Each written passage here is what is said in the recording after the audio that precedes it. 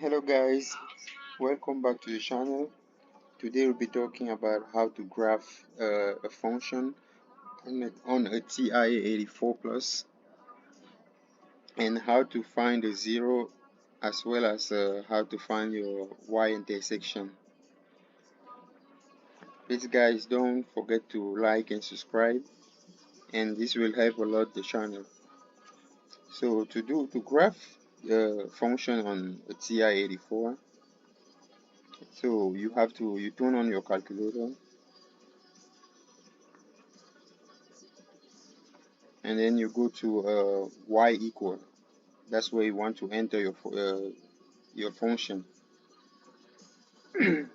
So it can be a second order or first order or third order, whichever type of function you've given. So you enter, in this case we're using a second order, which is a parabola. So you do x. For this one is for this uh, purpose, we're just gonna use x squared plus 2x minus 4. So you enter it on the calculator as follow: x squared plus 2x minus 4. Alright, after you enter your function, you want to graph it first. So you go to select the graph on the top right, and then you see it on the window.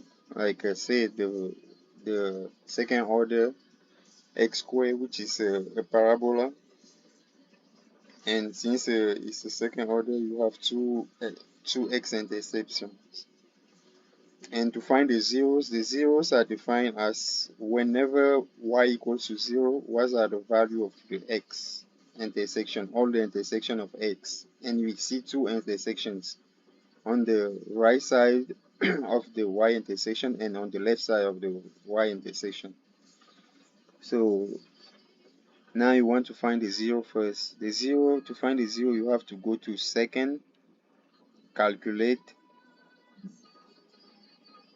and then you select the second row, the second column, which is zeros. So you go down and then you enter. The calculator will ask you left bound. So you have two intersections. So you need to find the first intersection, which is on the left, the left side of the y intersection.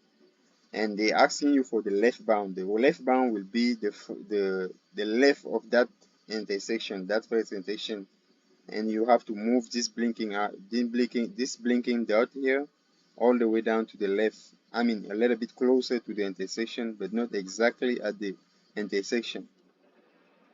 So to do that, you just move it away, just as for. So you want it closer to the intersection, but not at the intersection. And then you do enter. Then the calculator will ask you right bound. The right bound is also a little bit down, so you want to pass the intersection but not too far. So you pass it down here. Now you do enter. The calculator will say guess, but you do enter again. And then you're gonna have your first value. So y equal to 0, and then that first value will be negative 3.236. After you record your value, then you want to find the second intersection of the x on the x-axis, which is on the right side of the y intersection, right side of the x intersection, by the way.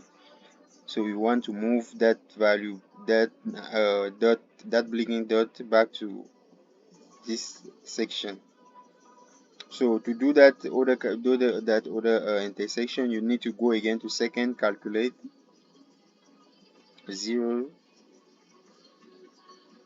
then you enter, you move it back. They ask you for the left bound again, so you have to move it to the left. So I passed it a little bit, so right here is close. So you select this. This is the left of this bar, the first section. I mean of that section, this is the left bound is down here. And then you do enter, and then they're gonna ask you, the calculator will ask you again for the right bound. You move it to you pass the intersection a little bit, and then you do enter. It will say guess, and then you enter again. Then you have the value. At y also equal to 0, the value x will be equal to 1.236. And then you record. So that's how you find your zeros. If there was another intersection, you do the same thing over again to find the third intersection, so forth, so on. So now to find the y intersection. So in this case, you will see that, okay, your y intersection is when x equal to 0. And we have only one intersection in this case. And to do that with the calculator, you have to go to second, calculate again. You're not going to do 0 anymore, but you're going to do value. So because you're going to be giving the value of the x. And you know that whenever x equal to 0, that's you're going to get the value of the y intersection. So you do enter. Then it will ask you, like you see here, x equal to what? X equal to 0. Then you enter, and then you have the y intersection, which is equal to -4. And then, yeah, that's all that's how you can find the zeros on the zeros of all of any function, and the y intersection as well. And that's how you enter also a function into the calculator. Thank you for watching, and I will see you guys in the next video.